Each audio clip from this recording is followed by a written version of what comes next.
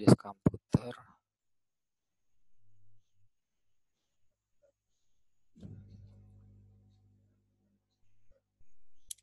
Oke,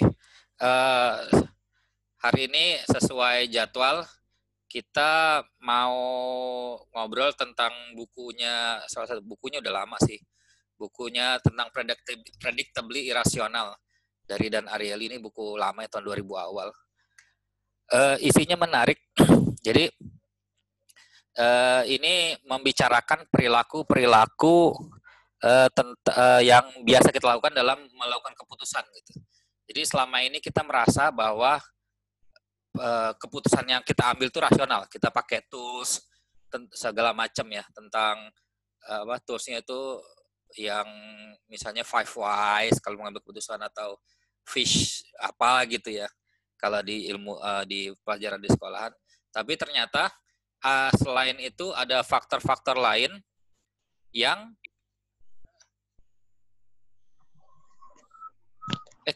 kelihatan nggak share-nya? Enggak ya? Kelihatan ya? Oke. Ada hal-hal lain yang mempengaruhi hal ini, yang ternyata cukup irasional.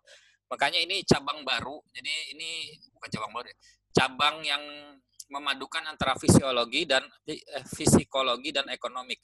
Makanya disebutnya behavioral economic. Ini definisinya yang di buku ini, di kata pengantarnya. Jadi, behavioral economic is relatively new field, one that draws on aspect of both psychology and economic. Nah, jadi dia juga meneliti nggak cuma cara mengambil keputusan, tapi bagaimana decision making process behind such behaviors. Gitu. Jadi behaviornya seperti apa kita lihat. Nah, common decision making tools-nya ini seperti ini, cost and benefit analysis misalnya, decision tree, Pareto, dan lain-lain. Mau bahas ini nggak, Dit? Yudit, mau dibahas nggak? Hah? Kok nanya gue? Kok dicoret? Ya ampun. Karena kita nggak akan bahas ini, jadi gue juga males ngebahasnya. Aduh, ampun deh lo. Ya, kita nggak membahas ini, jadi yang kita bahas yang lain aja yang lebih enak. Nah, Cinta, ini tujuan dari buku ini, gue bawa, mesti dibaca juga sih biar kita bisa lebih emphasize sama ini. By the end of the book is to help you fundamentally rethink what makes you think and the people around you think. I hope to lead you there by presenting wide range of scientific experiment. Jadi isinya ini intinya eksperimen-eksperimen untuk membuktikan hipotesa-hipotesa dia. Jadi benar kayak buku sains gitu sih. Pertama hipotesa, apa sih yang kira-kira apa sih yang mendasari suatu pemikiran kita untuk membuat keputusan. Setelah itu dibuktikan dengan eksperimen gitu. Tapi eksperimennya sih sederhana itu kalau dilihat. Oke. Ini contohnya nih, behavioral economic. Kita biasa ngelihat data ya, data terus kita lihat dianalisa terus dijadikan informasi. Ada yang bisa kasih opini nggak? Kira-kira ini data dari kesediaan orang-orang di Eropa untuk mendonasikan organnya setelah meninggal.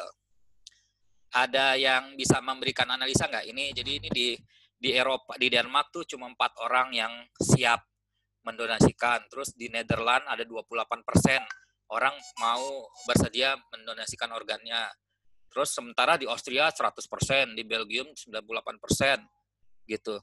Yang menarik itu kan yang misalnya yang deket-deket Netherlands sama Jerman deket nggak? Austria sama Jerman sebelahan nggak sih? Gue nggak ngeh. Ini secara kultur harusnya sama, tapi hasilnya berbeda gitu. Ada yang bisa jawab nggak? Kira-kira apa nih yang kenapa sebaran data kayak begini? Jawab dong, Yudit. Itu salah ngasih pertanyaan nih, Jal. Hah? Salah ngasih pertanyaan gimana? Gimana? Hasil survei kan itu? Iya, hasil survei, iya. Iya, benar. Biasanya benar Hendrik. Biasanya orang kalau mau bikin kalau ngelihat begini dia akan memperlihatkan bahwa ini berkaitan dengan agama atau kultur di suatu tempat gitu kan ya. Ternyata didapati kenapa hasilnya sebarannya nggak jelas seperti ini gitu, karena cuma ini dia hasilnya. Lihat kok nggak bisa. Nah, yang pertama di negara-negara yang sebelah kiri, ini kan di sebelah kiri ini hasilnya negatif. Hasil di negara yang dikit di negara-negara yang sebelah kanan ini hasilnya tuh seolah-olah mereka sangat peduli sama kemanusiaan, tapi ternyata hasilnya seperti ini. Yang pertama, yang di sebelah kiri, check the box below if you want to participate in the organ donor program. Jadi kalau orang mau donor, cek boxnya gitu. Nah, sementara kalau yang di sebelah kanan, yang tadi itu, dia ngelihat check the box below if you don't want to participate the organ donor program gitu. Jadi sebetulnya ini nggak ada urusan sama culture, sama keagamaan gitu. Jadi sebetulnya intinya sama, mereka semua ini sama, dari Denmark sampai Sweden itu sama orang-orangnya setipe, bahwa mereka tuh males untuk ngisi. Jadi membiarkan semuanya default gitu. Jadi kalau kita lihat kenapa di Denmark, Netherlands, UK sama Jerman orang-orang pada nggak mau donor karena mesti ngecek gitu, ngecek buku bikin cekbook untuk agar bisa donor. Sementara kalau yang di negara lainnya harus kalau by default, kalau dia default berarti dia don't want gitu.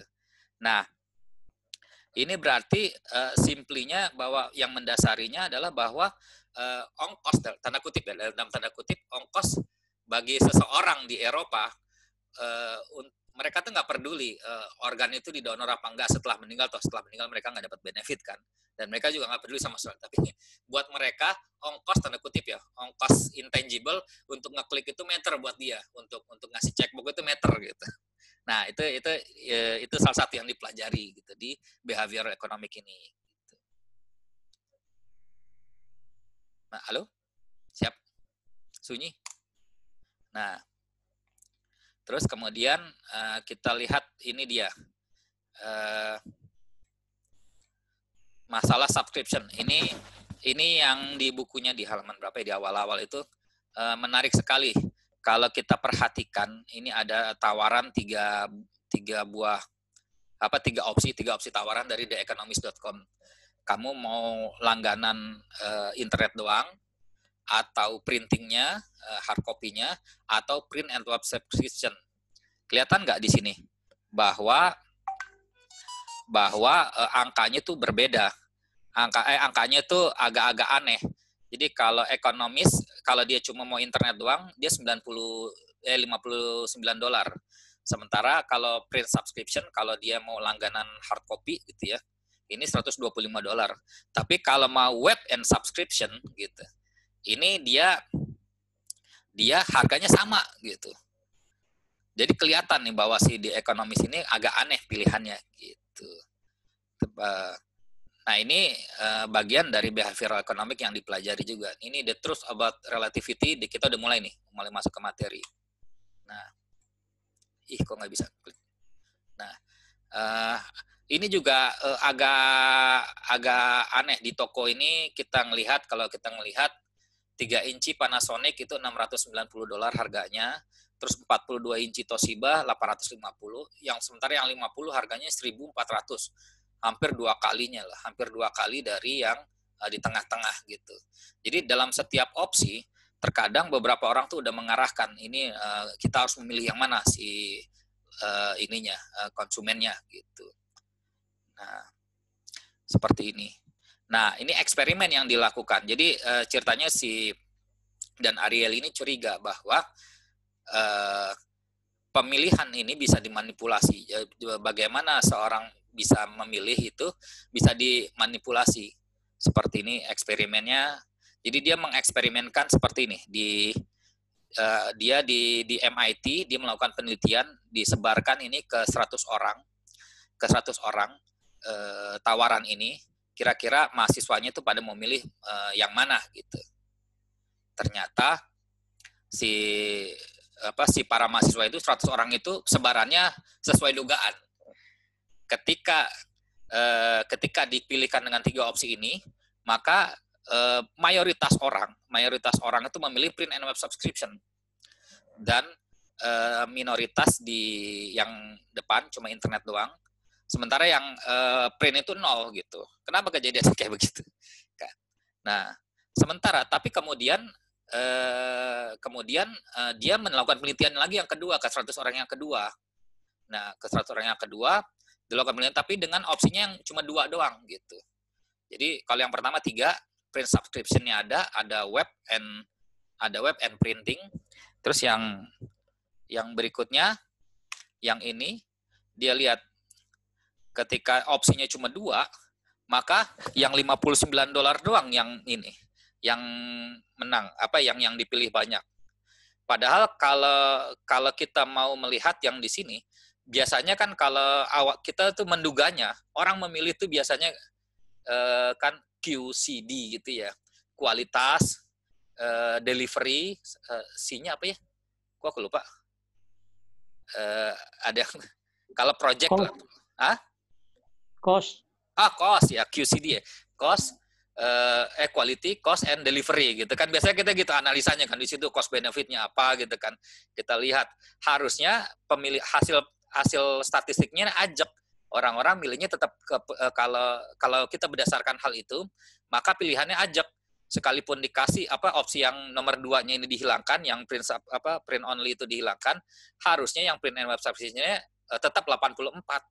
Tapi ternyata keajaibannya adalah statistiknya berbeda. Pemilih survei itu, orang yang disurvei itu memilih lebih baik yang $59 aja gitu. Kenapa seperti itu? Karena kalau dia berdasarkan QCD, maka harusnya baik di 3 opsi maupun di 2 opsi itu mereka akan akan memilih yang nomor print and web subscription. Ternyata mereka hasilnya nggak konsisten gitu. Jadi ada sesuatu yang mendasarinya ternyata. Nah, seperti itu. Nah, ini dijawabnya, what could possibly change their minds gitu. Jadi, nothing rational, I assure you, it was the more present of decoy. Jadi ternyata yang opsi nomor 2 itu adalah decoy dari si ekonomis ini, si pengiklan ini, agar orang-orang tuh milih yang nomor 3 yang $125 gitu. Karena kan kalau $125 revenue-nya lebih banyak gitu bagi si ekonomis.com-nya ini gitu. Kalau dia cuma 2, maka kalau dilihat dari sini berarti revenue-nya cuma 68% gitu. Itu nggak menguntungkan buat si ekonomisnya, gitu, ekonomis.com-nya. Makanya dia bikin decoy gitu, seperti itu. Nah, ini faktanya seperti ini. Dan ini dasar teorinya adalah decoy. Nah, kenapa? Karena kita di sini ada nggak sih? Oh, ini dia ada ini. Relativity. Nah, decoy bahasa Inggrisnya, bahasa Indonesianya apa, Jal? Decoy itu pengalih perhatian.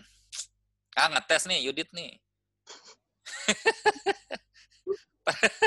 Biar jelas dong. Iya, siap Bu. Maaf. Saya taunya Pak Coy. Siap. Nah, ada decoy. Nah, di sini kita lihat decoy-nya di nomor 2 gitu. Nah, kenapa kita dalam hari selalu ada relativity? Kita dalam hidup tuh kita selalu mempunyai relativity. Ini contoh-contoh relativity yang biasa ya. Enggak, Jal. Yap. Balik lagi ke yang sebelumnya, Jal. Siap. Gimana cara balikin ini? Oke, gini, gimana? Kalau gue ngelihat ini kan sebenarnya masih belum clear juga sebenarnya apa sih yang berubah ketika seseorang disodorin decoy. Apakah setelah ngelihat setelah ngelihat yang tiga opsi ini orang cenderung nggak lagi fokus ke yang website subscription itu harganya cuma 59. Ya. Mereka cuma fokusnya bahwa ada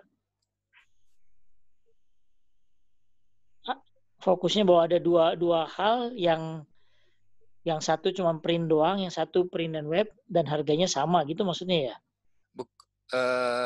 Bukan. Jadi ini decoy. Jadi gini, kalau dia yang 2 opsi ini hasilnya bisa jadi random. Orang bisa ke nomor 1 maupun ke yang premium subscription gitu.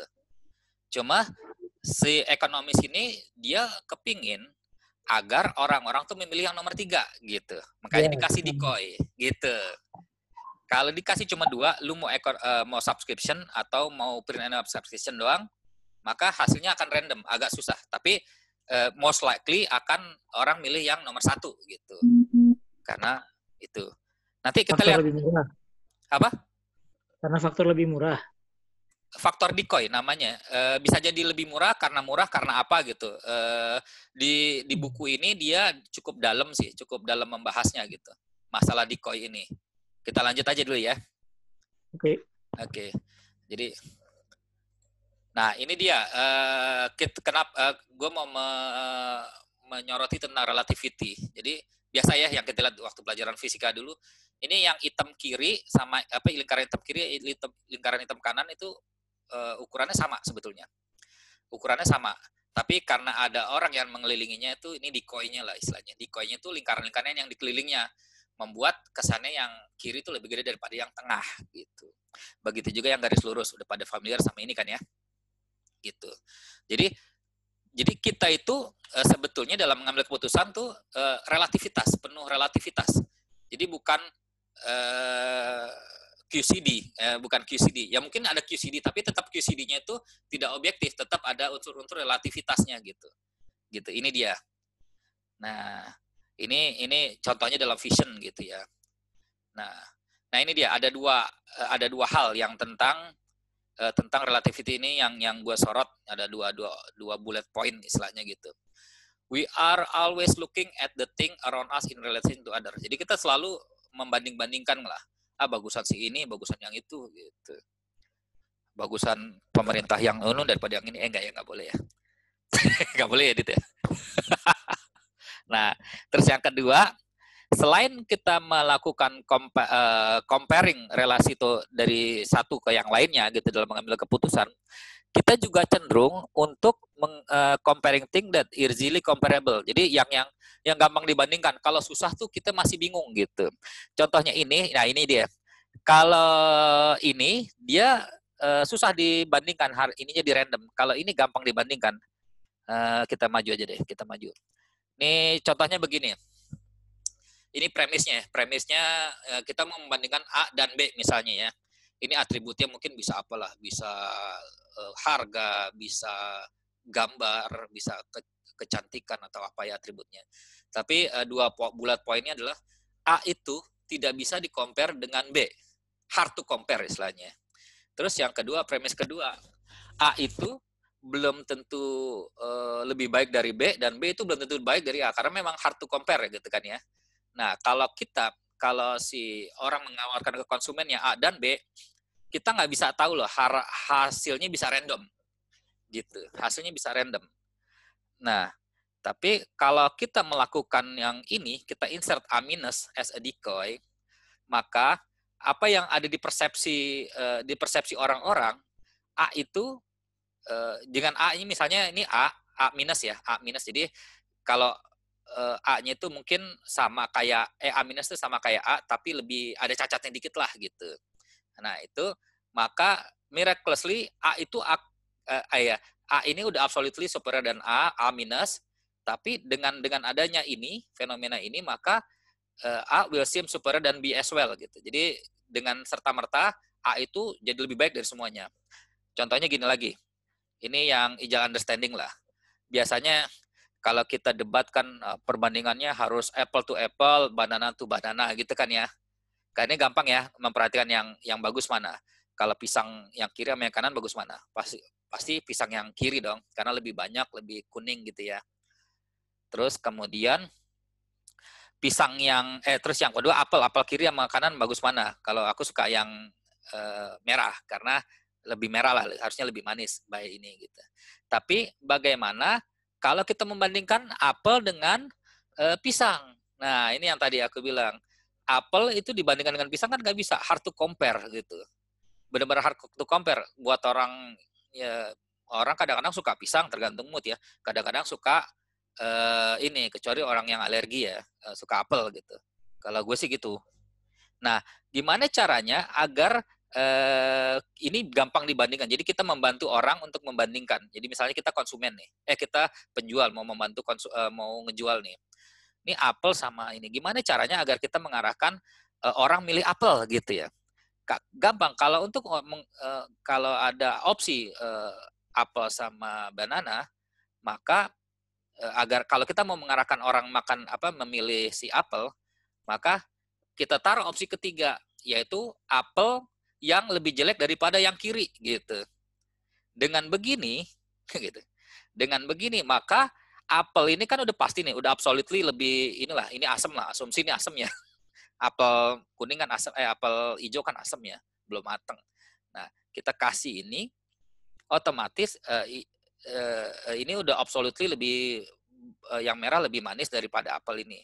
Nah, di dalam persepsi ketika mendapatkan opsi ketiga begini, persepsi konsumen itu maka dia dengan serta-merta apel itu lebih enak daripada pisang gitu. Ngerti nggak, Dik? Bisa diikuti nggak sampai sini? Ya, jelas ya. Jelas ya? Itu Karena kalau buat jelas. Atau yang lain ada barangkali ada. Coba, ayo Dit dong, Dit. Yuk, Dit. Jadi gue benchmark bawah nih. Bukan benchmark bawah. Sensitif banget orangnya dah. Perlu decoy aja. Perlu dikasih decoy. Perlu dikasih decoy. Kalau Bari lagi tukang kalau gue tanyain, ntar nggak? Ini kok gue nggak kelihatan sih orang-orangnya gimana caranya? Hah? Bukan list peserta yang ikutnya kok nggak kelihatan nih gue ya? Ini partisipan ya? Iya, kok nggak keluar ya? Nggak keluar partisipannya. Nah, kok bayar license? Ya, udahlah gitulah. Nah, terus kemudian kalau kita ada dua ini, kita mau membandingkan, misalnya kalau kita mau melihat, kita kepingin konsumen memilih pisang gitu daripada apel, karena kita udah terlanjur nyetok pisang banyak misalnya gitu kan ya, apelnya dikit, ya udah kita kasih 3 opsi. Nah, kita kasih pisang gepeng di tengahnya. Jadi pisang gepeng kan pasti lebih jelek daripada pisang yang masih bagus. Dengan begini orang by teori ya, relativity-nya si Dan Ariely ini, dengan ini otomatis si pisang lebih enak daripada apel gitu. Ya gitu, intinya kita susah membandingkan dua hal yang berbeda, tapi kita bisa membuat orang memilih satu dari keduanya gitu, mengendalikannya gitu. Seperti itu decoy.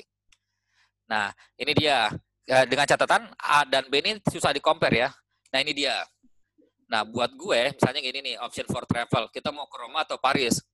Buat gue bingung, karena gue nggak pernah ke kedua-duanya gitu. Kalau Indra mungkin pernah Indra ya? Ada nggak Indra tadi? Nah, gimana caranya gitu?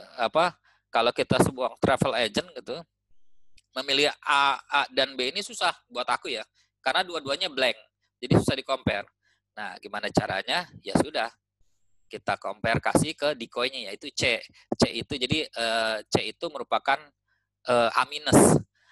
Jadi paket C adalah sama airfare, hotel accommodation, city tour, tapi dia nggak pakai breakfast. Karena dia nggak pakai breakfast, maka C itu absolutely lebih jelek daripada A. Dan dengan sendirinya, miraculously, B itu akan lebih baik daripada A itu akan lebih baik daripada B, padahal nggak ada hubungannya gitu. Tapi ini konteksnya harganya sama kan tiga-tiganya ya? Nggak mesti harganya sama. Pokoknya kita work in relativity.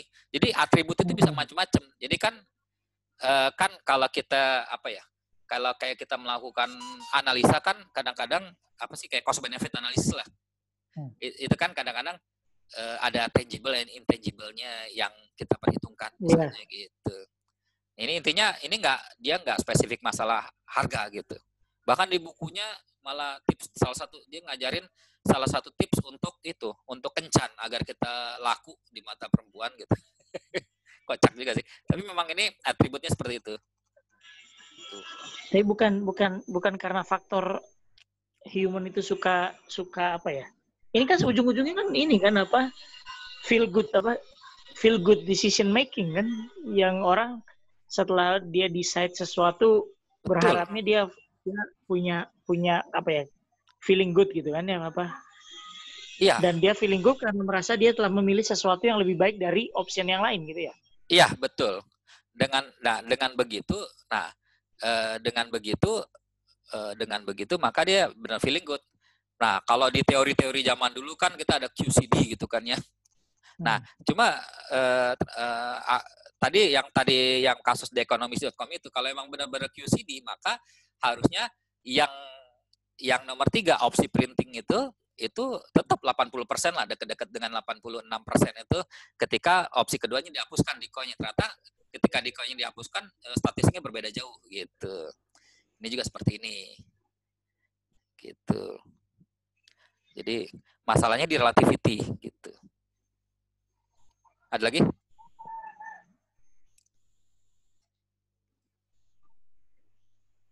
Ya, ada Kang Ocai loh. Kang, apa kabar? Oke, lanjut.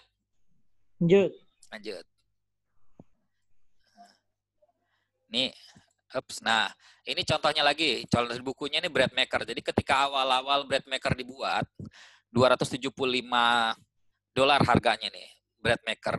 Ini benar-benar suatu inovasi yang nggak ada ininya, belum dibikin semuanya.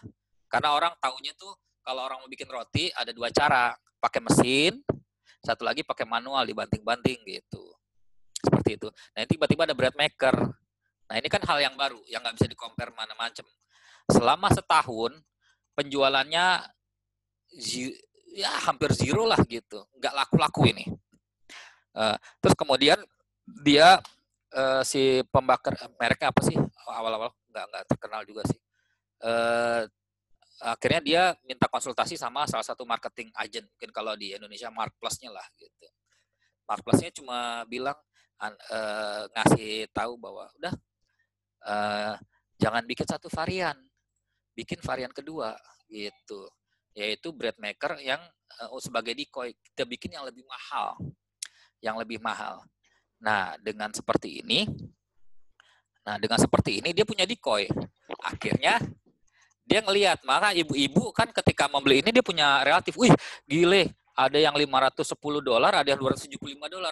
Wah, gua beli yang ini dong karena ini relatively lebih bagus daripada lebih menguntungkan, price per value-nya lebih menguntungkan daripada bread maker yang varian 2 ini gitu. Akhirnya lakulah sampai sekarang kan, teman-teman kita juga banyak yang beli kan bread maker. Dulu tuh selama hampir setahun tuh nggak laku dia gitu. Seperti itu. Nah, gimana skematiknya bisa jadi kayak begini? Nah, jadi tadi yang gue bilang itu orang tuh taunya ada mau bikin mau dapat roti ya, selain beli yang baru ya, kita lihat opsi orang-orang yang hobi bikin roti gitu. Orang yang hobi bikin roti sebenarnya ada 2 opsi tadinya. Dia pakai mesin bikin mixer roti gitu kan ya, diolah terus, atau dia bikin roti manual dibanting-banting gitu. Ini gue nih suka banget bikin roti manual. Nah, terus kemudian selama setahun mereka bikin bread maker. Siapa sih mereknya itu? Bread makernya itu. Nah, ternyata kan ini susah dibandingkan. Ini bread maker apa? Mixer roti sama bikin manual juga sangat berbeda, tidak bisa dibandingkan gitu. Nah, si marketing agentnya bilang, bikinlah bread maker varian yang lebih mahal. Dengan ini, maka bread maker yang 270 itu otomatis ini absolutely lebih bagus price per value-nya dibanding si bread maker yang varian decoy ini gitu. Dengan sendirinya ini akan lebih bagus daripada orang yang beli mixer beli ini gitu. Dan laku lah sekarang. Itu intinya. Terus nah ini contoh-contohnya udah. Terus kemudian relativity help us make decision in life, but it can also take us downright miserable gitu. Nah, ini relativity ini bagus sebenarnya, nggak jelek, nggak bagus gitu. Ada sisi bagusnya, ini ada downright-nya menurut si Dan Ariely ya. Because jealousy and envy spring from comparing our lot in life with that of others. Itulah, mungkin rumput tetangga lebih cakep daripada rumput sendiri gitu ya. Ya, Dit ya. Nah, ini menarik nih. it was a good reason after all that the Ten Commandments admonish apa itu? Neither shall you desire your neighbor's house, nor field, or male or female slave, or donkey, or anything belong. Ini sih Ten Commandment ya. Nah ini dia yang maksudnya don't write, untuk menghindari don't write-nya ini. Gitu. Ini jalan understanding lah yang mengenai don't write-nya itu. Kalau kita kerja, membandingkan gaji dengan rekan kerja gitu. Ini nggak tahu ada bagusnya ada nggak juganya sih. Nah terus kemudian kalau membandingkan mobil kita dengan mobil tetangga gitu, itu ininya. Nah ini juga ada juga masalah impact of relativity in our asset. Ini menarik benar.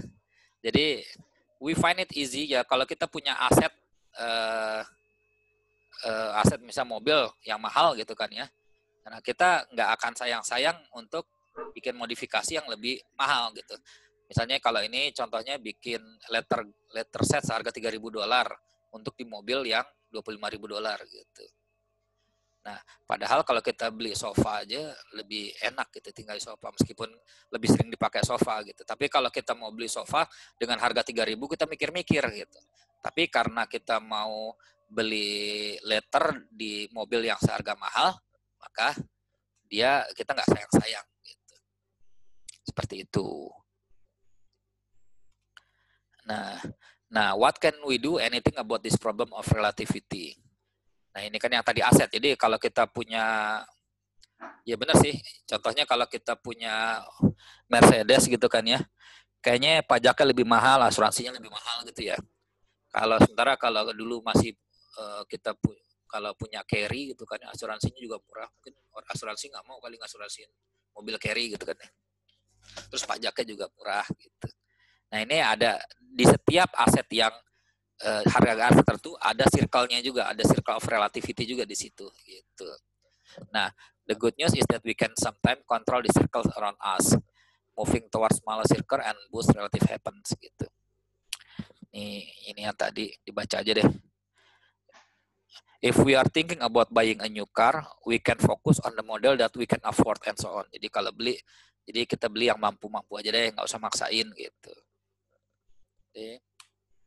Nah ini cerita menarik, ini tentang James Hong. Jadi James Hong itu dia pendiri startup, kayaknya startup udah bubar. Gue udah coba cari hotornot.com, udah bubar ya. Ini untuk dating site. Kalau orang mau kencan masuk ke sini, biro jodoh ya. Nah dia melihat bahwa ada circle of comparison in his life smaller or not larger gitu kan.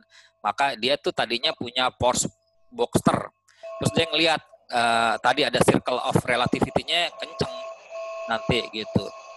Nah, untuk agar lebih hemat, dia ganti sama Toyota Prius gitu. Simpel kata-katanya. Because when you get a Boxster, you wish you had 911 and what people who have 911 wish they had a Ferrari gitu. Nah ini dia. The more we have, the more we want. Nah ini relativity lah. Biasa kalau udah punya mobil bagus, kita mau bagusin lagi. Nah dia melakukannya seperti ini. Ini dia punya Porsche Boxster.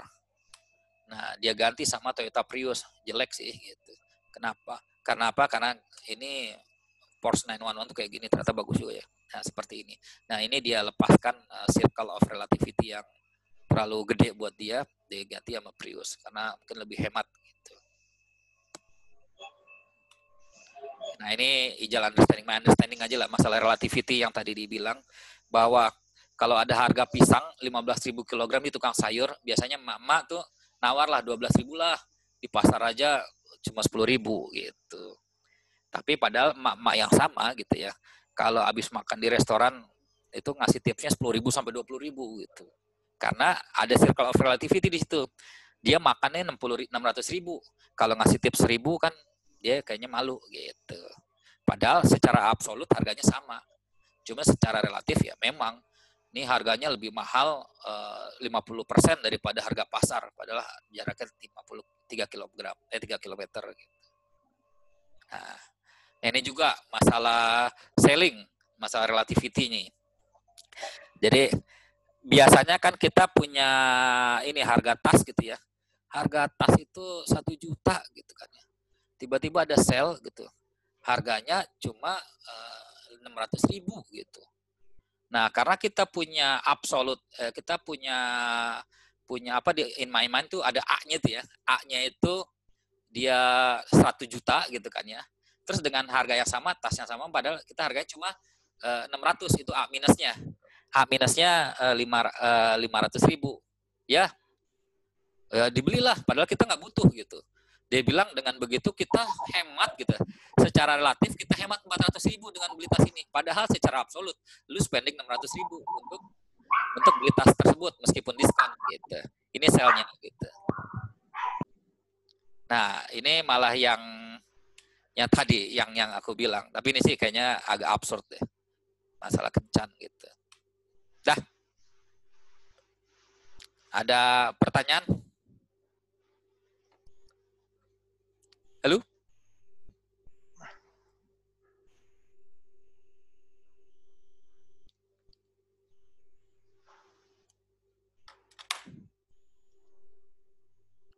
Kok nggak bisa sih? Nah. Oh, ini dia. Ada pertanyaan nggak? Udah selesai materinya? Jadi kesimpulannya relativity itu cukup dominan ketika kita mengambil itu.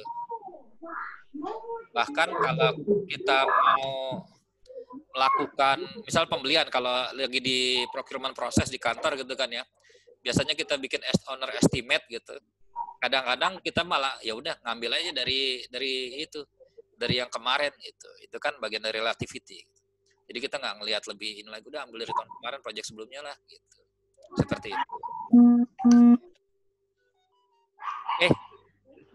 Sekian. Assalamualaikum. Jal. Yep.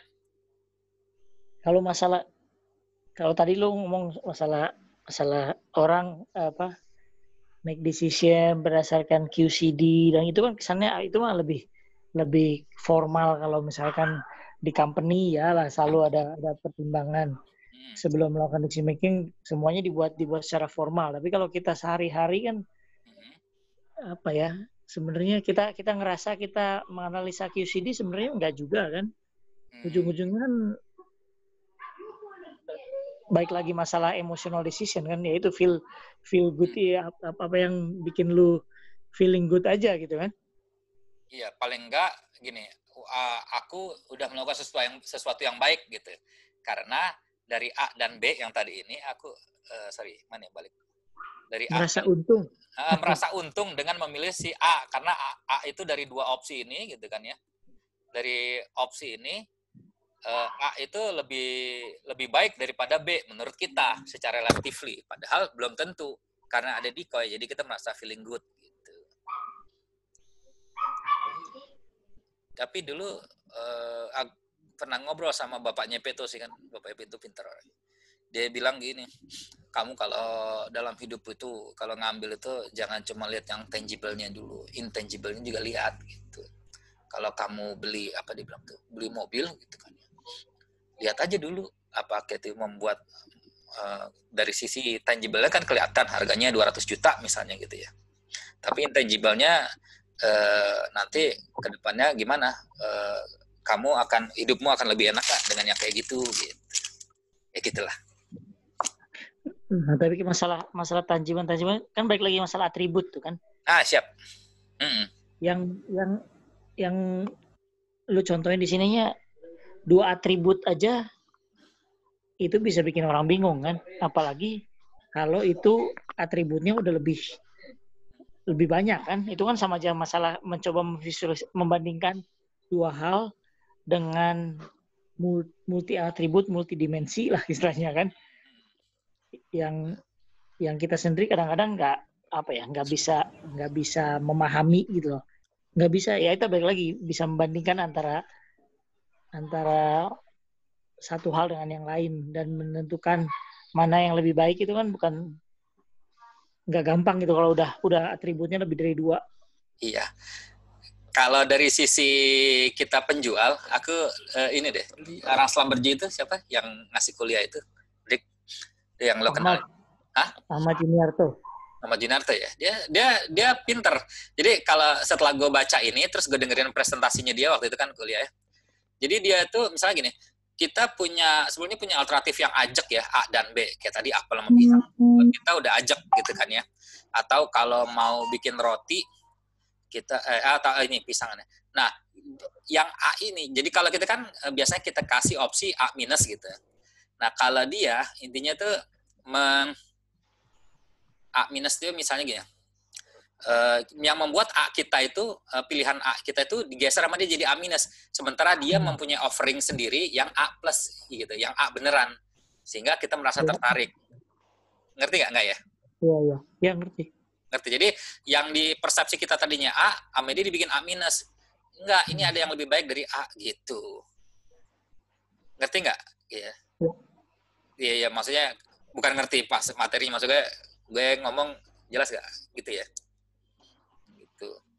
Nah, kalau dari sisi penjual, kalau dari sisi kita yang mau menentukan ini memang agak susah.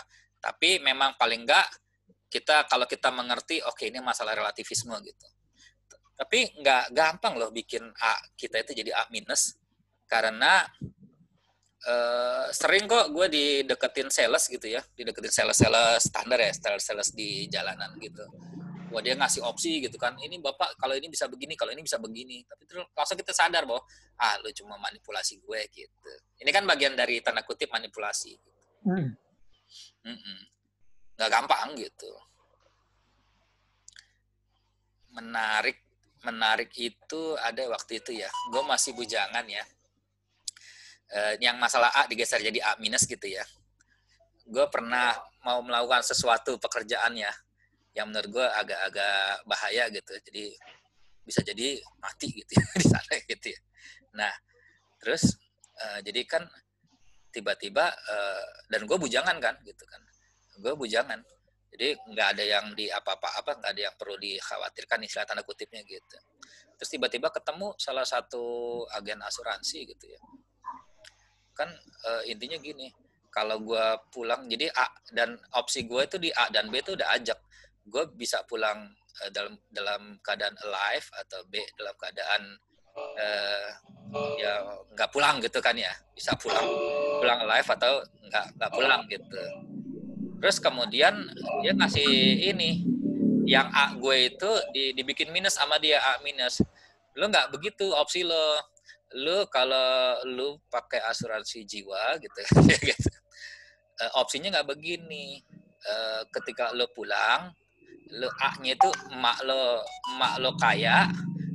B kalau lo nggak pulang gitu.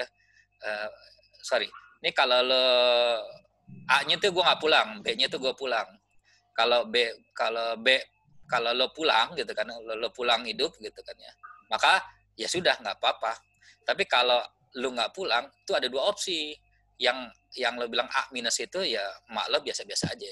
Tapi kalau yang A-nya plus ini adalah bisa kalau lo nggak pulang bisa mak lo kaya gitu. Beli deh asuransi jiwa gitu. Bener sih langsung gue beli asuransi jiwa. Gitu. Meskipun ternyata nggak kaya-kaya juga kalau gue lihat temennya cuma segitu sekarang gitu hasilnya gitu. Jadi A gue itu A yang gue percaya itu digeser sama dia jadi A minus gitu. Dit, tanya dong Dit. Komen tuh. Dit, komen dong. Kalau itu gimana Jal? Yang mau nambah istri itu termasuk nggak tuh? Nggak, gue mau jawab. Gue rekord soalnya. Katanya the more you have, the more you want. Hah? Kalau itu memang harus pakai QCD itu. Kalau itu harus pakai QCD. Pakai QCD, kamu pikirkanlah yang intangible-nya, Sal. Gitu. Om Berta sama Om Cahyadi, nanti gue tanya-tanya lagi ya tentang Arduino ya. Oke, gua mau nanya dong. Oh ya silakan. Bisa balik lagi ke slide yang ekonomis itu yang. Oh ekonomis, oke siap. Ya nih. sorry gue belum baca bukunya. Cuma Ya nggak apa-apa. ini aja apa namanya, curious aja. Gimana kalau pilihannya cuma satu, jadi kan nggak perlu dikoi segala macam. Jadi ya udah print and work subscription itu di 125 itu. Nah mungkin nanti si konsumen kan ada dua pilihan antara beli dan nggak beli. Nah ini sejauh mana kita si option itu ada dua option itu menarik orang untuk beli atau ada option itu menarik orang untuk beli dibanding dengan yang ada satu option, apakah ada studinya atau gimana? Kebayang nggak? Kebayang. Jadi gimana kalau si ekonomisnya cuma ngasih yang opsi ketiga doang nih? Nah, satu aja. Print and subscription gitu. Kalau dilihat dari teorinya kan seperti ini. We are always looking at the thing around us in relation to other gitu. Jadi dalam setiap mengambil keputusan, kita akan terframing sama diagram yang ini. A atau B gitu. Nanti ujung-ujungnya kalau yang ini kan dia di isolate jadi A B C A B dan B A aksen ya. A minus ya. A minus. Nah, kalau ini dia akan terjebak sama tetap dua. A itu beli, B nggak beli gitu. Kita akan selalu ada di situ gitu. Nah, A beli dan B nggak beli berarti kan nggak diisolasi. Kalau orang jadi hasilnya random. Jadi nggak punya kayak advantage dari si ininya sendiri, si ekonomisnya sendiri. Dia nggak bisa memanipulasi gitu. Kalau ini kan kita lihat, ini bisa nih, gitu. Gitu. Nah kayak kayak yang tadi roti maker tadi, bread maker tadi kan gini. Ini bread maker A, ini roti gitu. Atau mungkin kalau enggak juga A dengan tidak beli gitu, beli dan tidak beli gitu. Ya, Drik, silakan. Nah, kalau misalkan yang ditanya Kang Ucai kan itu masalah gimana caranya mempengaruhi orang supaya akhirnya keputusannya beli gitu kan ya? Ya kalau dari sisi marketing itu masalahnya intinya adalah mengingatkan orang bahwa balik lagi sebenarnya relatif dan antara kondisi dia nanti kalau sudah beli itu seperti apa atau kondisi dia sekarang dia kondisi dia ketika dia belum beli kan iklan selalu gitu kan bahasanya bahwa untuk menunjukkan kalau kamu sudah beli ini tuh situasi kamu gimana atau kamu bisa lebih apa gitu kan dan perbandingan itu yang selalu ditunjukkan di iklan itu kan ya itu paling nggak ada before and after gitu loh. Seringnya kan gitu kan.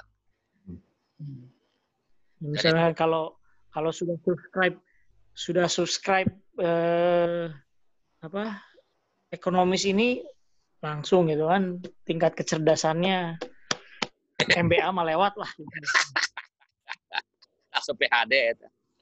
Nah itu soalnya gue lihat di situ kan di iklannya itu nggak ada tingkat kecerdasannya kan sebenarnya ya. Jadi tidak ada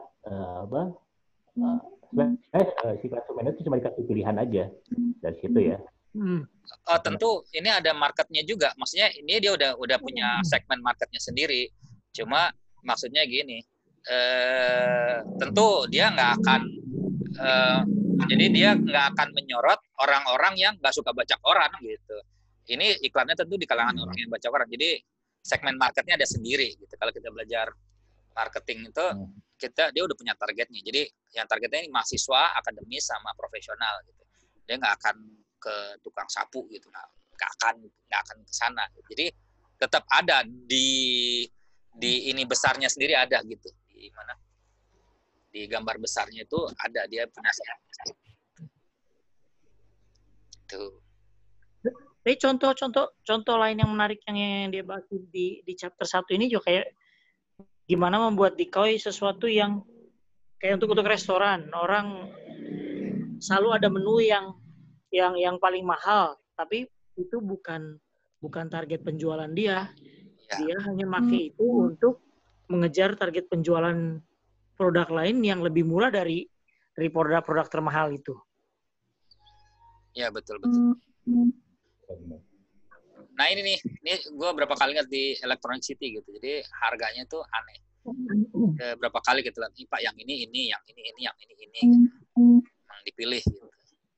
Orang nih kalau begini pasti kan orang milihnya aku mau beli yang 42 inci. Yang ini dibeli satu ya buat ini aja, buat decoy yang 50 inci ini. Harganya 2 kali. Secara ini orang malas beli lah gitu. Kayak gini, Cai. Ini bener nggak? Kalau gue mikirin coba ini, bener nggak menurut dia bahwa kalau orang disodorin 3 option seperti ini, yang sebenarnya susah untuk dibandingkan satu sama lain, ini kan susah kan, udah ukurannya beda, harganya beda. Ya ini balik lagi, berarti atribut ukuran dan atribut harga sama sekali berbeda kan ya? Iya. Bener nggak kalau menurut dia bahwa orang akan selalu milih yang tengah? Belum tentu. Enggak juga. Kalau lu sendiri sih. Enggak disebutin. Kalau gue rasanya iya. Kalau gue pribadi, gue mencoba menempatkan posisi ketika gue disodorin begini, kok kayaknya bener make sense. Gue kalau buat ngambil keputusan, gue selalu ambil yang tengah. Nggak tahu kalau orang lain. Kalau kasusnya kayak begini, karena gue nggak yakin beli yang paling mahal, gue nggak yakin beli yang paling murah gitu kan. Jadi cari aman. Tergantung sih. Kalau memang kasusnya begini ya cari yang tengah. Karena memang sengaja dia decoy-nya yang tinggi gitu. Kalau yang ini kan dia cuma 2, yang ini nih, yang kayak bread maker itu kan dia kayak begini. Oh iya. Maksud gue ini beda hal ya. Iya. Bisa jadi dibikin yang tengah, tapi yang jelas lo decoy. Dia sih nggak spesifik mention yang tengah gitu. Buat dia pokoknya decoy. Gitu. Ini kocak nih, dia sangat yakin dengan decoy-nya ini sampai dia kasih konsep yang ini, tapi gue nggak percaya sih. Yang ini nih. Mana ya? Nah ini. Nih. Jadi kalau kamu mau jadi asumsi kita mau ngejar cewek gitu. Kocak, aku baca kocak. Ngejar cewek, jadi lu punya saingan gitu kan ya. Ini ya sama-sama gantengnya lu sama dia. Lu cari orang yang mirip gitu, tapi yang ya gitulah, hidungnya bengkok, matanya picek tapi mirip sama lu gitu. Dengan begitu lu akan kepilih sama tuh cewek gitu. Emang gitu, Dit?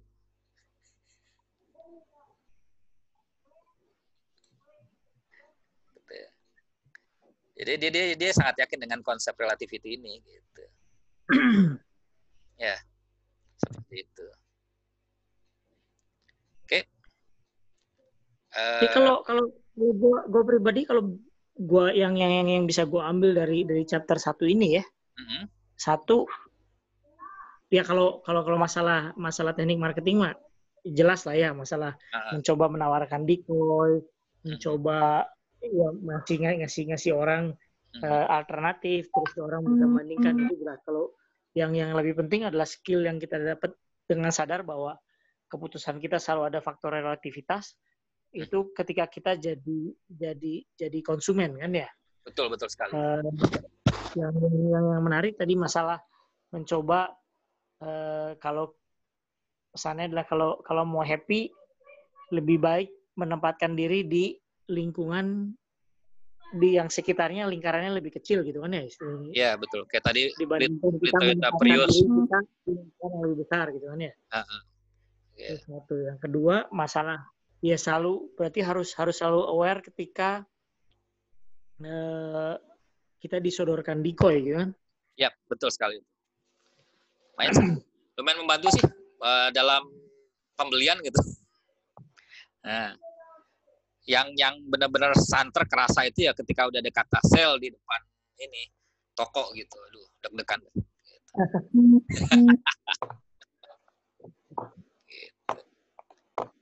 Siap? Udah jam 5 nih kayaknya. Cepet juga nggak kerasa ya. Oke. Jadi cara matiin recordnya gimana ya? Ada stop recording. Nah, ini kan gue udah recording nih. Nih kelihatan. Iya, ada stop recording kok. Apa? Ada opsi stop recording. Di tempat lu mulai recording. Si. Tadi lu mulai recording dari mana? Recording, pause share, Recording. Oh, nih stop recording. Stop recording ya. Oke.